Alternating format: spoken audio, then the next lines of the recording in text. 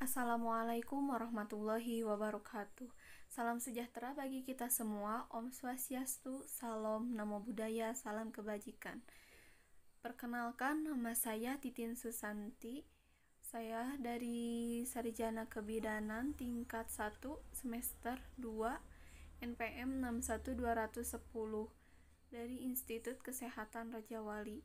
Di sini saya akan menjelaskan tentang salah satu materi penugasan yang bertemakan mioma uteri. Apa sih mioma uteri? Mioma uteri merupakan suatu pertumbuhan massa atau daging di dalam rahim atau di luar rahim yang tidak bersifat ganas. Mioma uteri berasal dari sel otot polos yang terdapat di rahim dan pada beberapa kasus juga berasal dari otot polos pembuluh darah rahim. Jumlah dan ukuran mioma bervariasi. Terkadang ditemukan satu atau lebih dari satu. Selanjutnya, pada umumnya mioma terletak di dinding rahim dan bentuknya menonjol ke rongga endometrium atau di permukaan rahim. Sebagian besar mioma tidak bergejala ditemukan pada wanita usia 35 tahun, sedangkan sebagian kecil lainnya ditemukan secara tidak sengaja sewaktu pemeriksaan rutin pada wanita usia produktif atau reproduksi atau subur. Selanjutnya, penyebab mioma uteri. Penyebab pasti terjadinya mioma masih belum diketahui hingga sekarang. Meski begitu, pertumbuhan mioma sangat erat kaitannya dengan reproduksi hormon estrogen. Mioma menunjukkan pertumbuhan maksimal selama masa reproduksi, yaitu saat pengeluaran estrogen tinggi, sehingga cenderung membesar saat wanita sedang hamil dan mengecil saat wanita memasuki masa menopause. Beberapa penelitian lain juga menjelaskan bahwa masing-masing mioma dapat timbul dari satu sel ganas yang berada di antara otot-otot polos di dalam rahim seorang wanita. Selanjutnya, kesehatan reproduksi wanita memberikan pengaruh yang besar dan berperan penting terhadap kelanjutan generasi penerus bangsa. Salah satu masalah kesehatan reproduksi wanita adalah ditemukannya mioma uteri yang insidensinya terus mengalami peningkatan. Diperkirakan insiden mioma uteri 20% sampai 30% dari seluruh wanita. Proporsi mioma uteri di Indonesia 2,39 sampai 11,7% dari semua penderita ginekologi yang dirawat.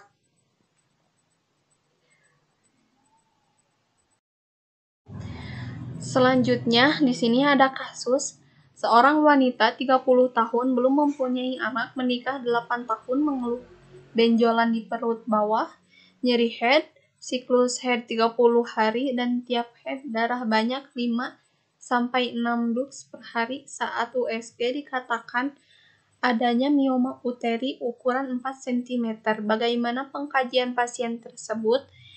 Dari anamnesis, pemeriksaan fisik, pemeriksaan ginekologis, penunjang, sampai penatalaksanaan.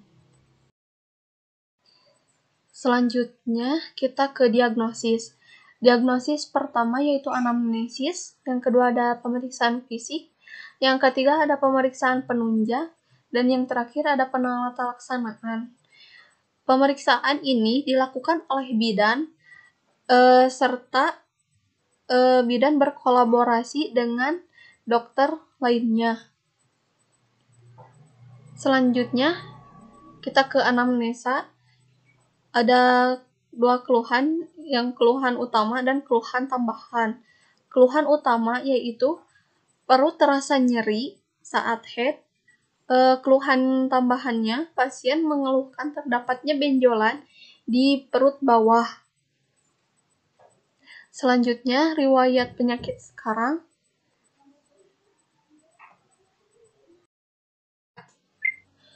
Seorang wanita 30 tahun belum mempunyai anak, Menikah 8 tahun, mengeluh benjolan di perut bawah, nyeri head, siklus head 30 hari, dan tiap head darah banyak 5-6 dux per hari.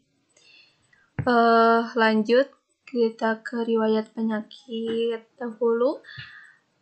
Pasien tidak memiliki atau mempunyai riwayat hipertensi, diabetes mellitus, alergi, ataupun asma.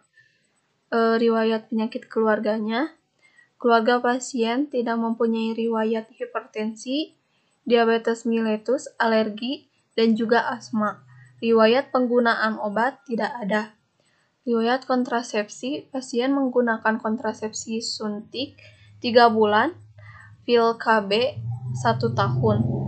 Riwayat menstruasi, minersinya usia 12 tahun, siklus headnya 30 hari, lamanya 7 hari, banyaknya 3-4 ganti pembalut per hari sebelum terdapat keluhan. Dismenornya ada. Riwayat perkawinan, 1 kali perkawinan usia 30 tahun. Riwayat persalinan belum pernah. Selanjutnya kita melakukan pemeriksaan fisik dengan tekanan darah. Pemeriksaan tekanan darah hasilnya misalnya 120/80 mmHg, itu normal. Nadinya hasilnya 89 kali per menit. Suhu 36,8 Celcius, itu normal. Pernapasan 21 kali per menit. Tinggi badan 165 cm, berat badan 65 kg, BMI 22 kg. Kita lanjut ke pemeriksaan kepala. Dimulai dari mata. Konjungtiva palpebra inferior pucat, positif. Skalera ikterik negatif. Selanjutnya ke telinga dalam batas normal. Hidung konkanasi inferior dalam batas normal. Selanjutnya ke mulut. Swellingnya negatif. Stomatitisnya negatif. Leukoflakia negatif. Selanjutnya ke leher. Faktur servikal negatif. Massa negatif. Pembengkakan kelenjar getah bening negatif. TVJR2, CMH2O, toraks, paru-paru simetris, SF kanan, SF kiri sama dengan SF kiri. Sonar positif, vesikuler negatif, ronkin negatif, wheezing negatif. Selanjutnya pemeriksaan abdomen. Infeksi, tidak ada tanda-tanda peradangan bekas operasi negatif. Terlihat massa menonjol setinggi suprapubis bagian tengah. Aukultasi, bising usus positif atau normal. Perkusi, timpani di seluruh lapang abdomen di tempat tumor redup. Palpasi, devan muskularnya negatif. Undulasi tesnya negatif, shifting dullness-nya negatif, teraba massa 4 cm pada perut, konsistensinya kenyal, permukaannya rata, mudah digerakkan, nyeri saat ditekan. Selanjutnya kita ke pemeriksaan dalam. Tidak dilakukan, forsionya licin, tidak teraba massa adneksa, lemas, vakum Douglas tidak menonjol, VT-nya sphincter ani ketat, mukosa rektum licin. Selanjutnya kita ke ekstremitas. Di sini ada superior dan inferior. Yang pertama ke superior. Hasilnya edemanya negatif, cyanosisnya negatif. Yang kedua ada inferior, hasilnya sama, edemanya negatif, cyanosisnya juga negatif. Kita lanjut ke penunjang pemeriksaan laboratorium. Misalnya si pasien dilakukan pemeriksaan laboratorium dan di sini ada hasilnya, hemoglobinnya 3,9, nilai rata-ratanya 12 sampai 5, berarti kurang dari hasil normal. Eritrositnya normal, leukositnya normal, trombositnya normal.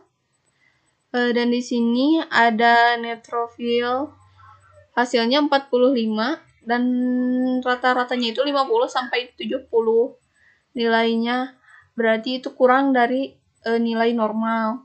Limfositnya hasilnya 47, nilai normalnya 20 sampai 40, berarti itu melebihi batas normal. Selanjutnya kita ke pemeriksaan laboratorium pas operasi. Di sini ada hasilnya, hemoglobinnya hasilnya 9, dan di sini nilai normalnya 12 sampai 15, berarti itu kurang dari nilai normal. Eritrosit, leukosit, trombositnya itu normal, dan di sini ada neutrofilnya hasilnya 8,5, nilai normalnya 50 sampai 70, berarti melebihi batas. Dan limfositnya